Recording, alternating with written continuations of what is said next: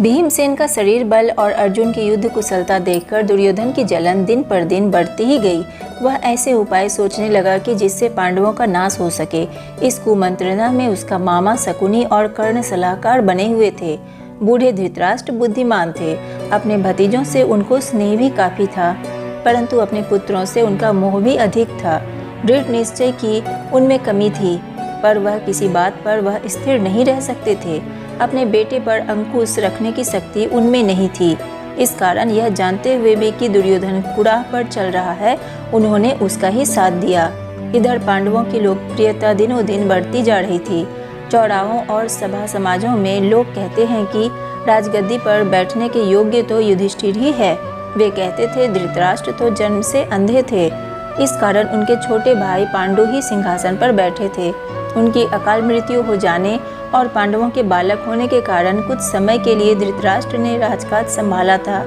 अब युधिष्ठिर बड़े हो गए हैं, तो फिर आगे धृतराष्ट्र को राज्य अपने ही अधीन रखने का क्या अधिकार है?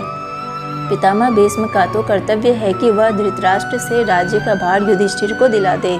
युधिष्ठिर ही सारी प्रजा के साथ न्यायपूर्वक व्यवहार कर सकेंगे।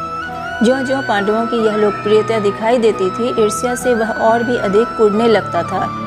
एक दिन धृतराष्ट्र को अकेले में पाकर दुर्योधन बोला, पिताजी, पूर्ववासी तरह तरह की बातें करते हैं। जन्म से दिखाई ना देने के कारण आप बड़े होते हुए भी राज्य से वंचित रह गए। राज सत्ता आपके छोटे भाई के हाथ में चली गई।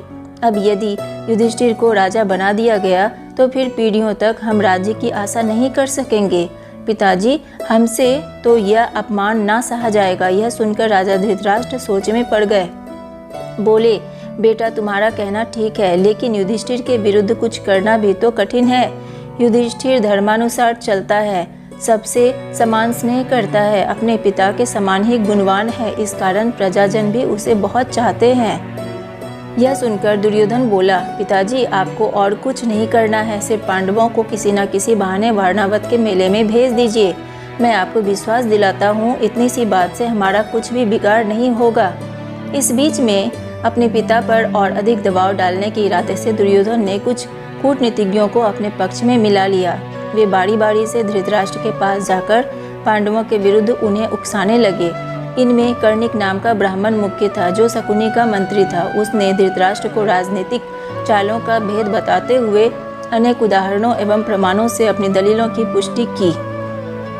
अंत में बोला, राजन, जो ऐश्वर्यवान है वही संसार में श्रेष्ठ माना जाता है।